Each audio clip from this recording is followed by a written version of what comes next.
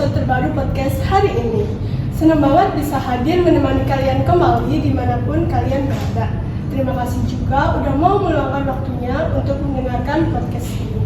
Pada podcast hari ini, kita akan membahas kasus yang tengah ramai diperbincangkan publik, yaitu tentang penyalahgunaan anggaran yang dilakukan oleh SDL. Nah, sebelum kita membahas kasus itu lebih dalam, di sini aku bakal ditemenin oleh teman-temanku yang ada di sampingku. Halo semuanya. Halo. Gimana nih kabarnya hari ini? Alhamdulillah baik.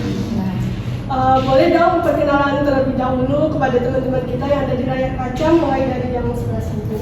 Halo, kenalin aku Sultan Adi Cahyani, NIM 083. Halo, aku Nia Putri Agung, biasa dipanggil Nia, aku NIM 072. Halo, nama aku Sofia Nisa, biasa dipanggil Sofi. Aku NIM 082. Halo, aku Wahyu Purnomo, biasanya dipanggil Wahyu dengan NIM 097. Baik, langsung aja kita ke segmen yang pertama. Seperti yang kita ketahui bahwa kasus ini kan ramai diperbincangkan publik karena adanya penyalahgunaan dana yang seharusnya digunakan untuk kepentingan publik, ternyata digunakan untuk kepentingan pribadinya SDL. Nah, menurut kalian nih, gimana sih gambaran kasus ini lebih luas atau awal mulainya kasus ini? Mungkin bisa dijelaskan lebih dulu oleh Suca. Aku kalau sedikit membaca nih kasus SDL ya, Ya. dia tuh korupsi iya, pemerasan tuh iya, penyalahgunaan anggaran tuh iya loh. Bayangin, jadi banyak banget kasus yang semuanya ada di kasus SDL ini gitu. Jadi kayak penyalahgunaan anggaran ini digunakan sama dia itu ya dia dan keluarganya untuk keperluan pribadi dia.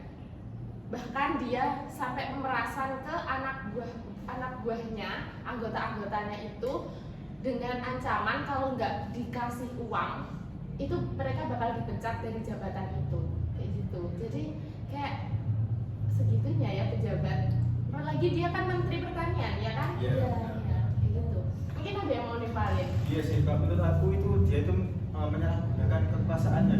Iya. Dia itu sampai, kalau aku lihat, aku baca itu ya, korupsinya mencapai sekitar 44 miliar. Sangat besar kan? Iya, besar banget. Iya, kan bisa membangun apa ya? Iya, Remaja membangun. desa apa? Betul sekali. Iya.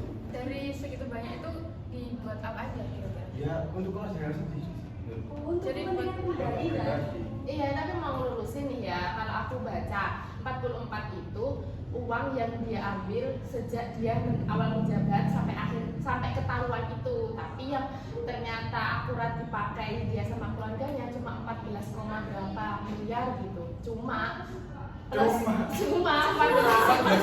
Ya maksudnya 44 terus yang berhasil kayak dievakuasi apa sih namanya kayak gitu. Sama pihak KPK-nya itu cuma 14, berapa sekian sama 30 US dollar. Terus 300 US dollar. kira-kira itu sisanya mana ya? Sisanya bisa dikembaliin sama dia.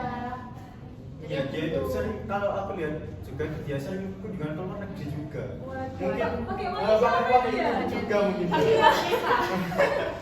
Karena sih ya benar. Makanya petani di Indonesia itu kurang maju. Ya karena si SDL itu ngomongnya dipakai SDL. Iya sih, benar. Udah langsung saja ya, karena kita udah mengerti lebih luas gambaran kasus ini. Menurut kalian, mengapa sih kasus ini merugikan gitu bagi masyarakat? Ya tentu aja merugikan nggak sih, karena yang awalnya anggarannya itu untuk masyarakat atau untuk rakyat tapi dipakai pribadi oleh si SDL ini. Yang awalnya anggaran ini digunakan untuk mensejahterakan para petani tapi digunakan kayak kunjungan luar negeri sama si SDL, terus dipakai buat pokoknya kepentingan pribadinya si SDL ini. Tentunya kan para petani nggak sejahtera. Yang awalnya kita sebagai rakyat itu mengamanahi seorang pejabat, seorang SDL selaku Menteri Pertanian untuk mensejahterakan para petani, tapi nyatanya apa? Anggarannya disalahgunakan dan beliau menyalahgunakan kewenangannya untuk kepentingan pribadi. Gitu. Iya sih benar. Makanya petani di daerah kita tuh Hidupnya kurang makmur ya. Padahal kita kan negara agraria kan. Dan kita besar dan kita masih impor dari negara lain, bayangkan itu kan penyebabnya karena itu. Sebenarnya kita tuh bisa dari negara kita sendiri produk beras atau yang gimana itu bisa, cuma ya mungkin gara-gara ini juga jadi pengaruh buat petani di Indonesia sendiri. Ya. Sangat merugikan para Merugikan petani. banget sih. Sangat merugikan.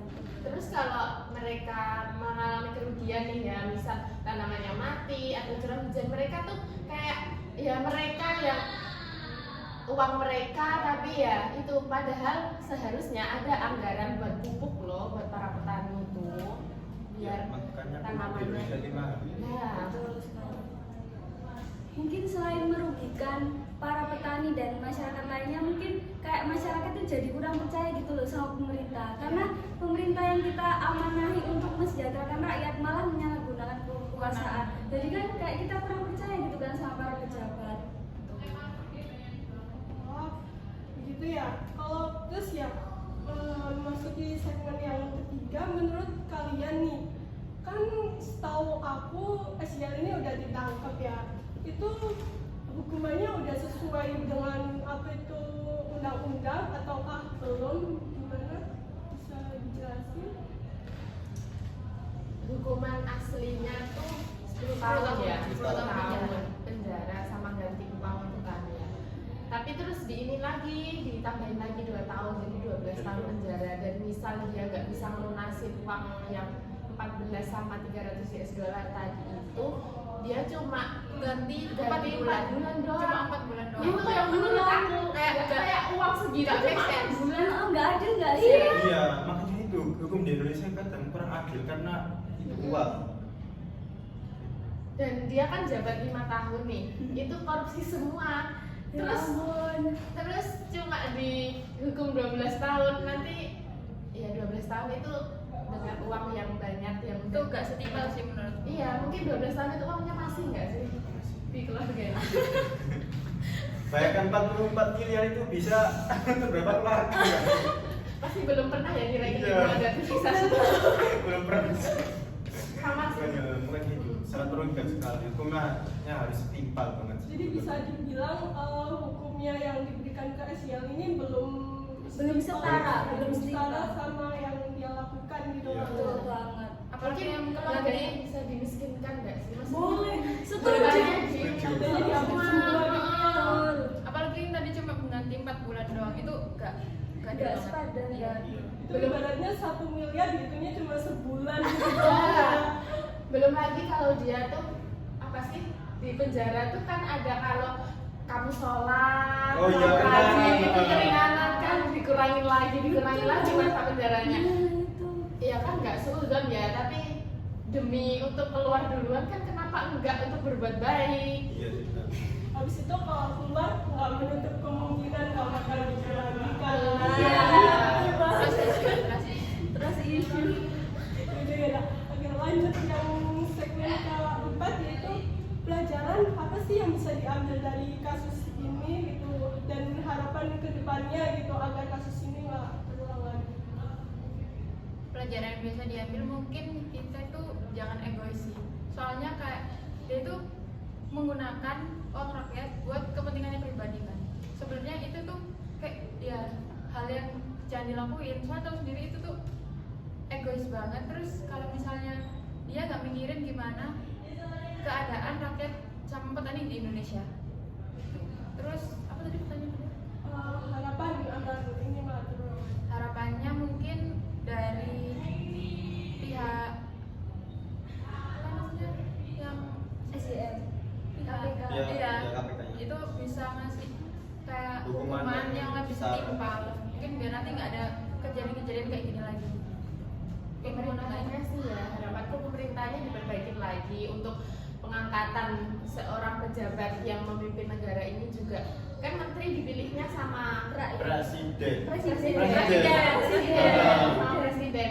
Jadi harapanku yang milih itu ya harus dengan keketatan yang sangat Iya. gitu. Jangan cuma karena kamu kenal terus Hmm. bisa jadi kan kayak gini, dia nggak kompeten lah, dia nggak amanah dan sebagainya. Itu sih Iya, harapanku. benar sih apa yang dikatakan Sergio. Jadi kalau memilih menteri itu harus punya integritas tadi, dan kita itu tidak boleh menggunakan itu tadi apa kekuasaan tadi untuk memilih seenak-enaknya, karena di Indonesia kan terkenal nepotismenya kan.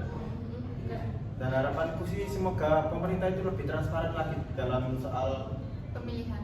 soal itu loh, anggaran-anggaran. Iya, benar. Agar bisa dilakukan. Oke, yang terakhir nih kesimpulan. Bisa dong kalian masing-masing kasih satu kalimat gitu untuk koruptor ini. Satu kalimat. Satu kali. Apa ya? Mendadak Satu sekali. kata Satu nggak sih? kata, Iya. boleh deh satu kata. Mulai dari Wahyu dulu. Apa ya? Satu kata. Terhambat SYL. Kurang ajar. Bener gak sih satu kalimat gak sih? Iya, satu kalimat aja. Itu mungkin keterlaluan banget. Satu kalimat membuat SYL. jangan egois. Kalau aku, keluarga SYL ataupun koruptor yang lainnya harus dimiskinkan. Setuju. Aku kasih yang agak panjang nggak apa-apa ya. Oh, Saya boleh. satu paragraf. Gini SYL. Semoga sampai ya. Iya. Semoga. Gini SYL, petani itu adalah pekerjaan yang paling mulia. Mereka ikhlas.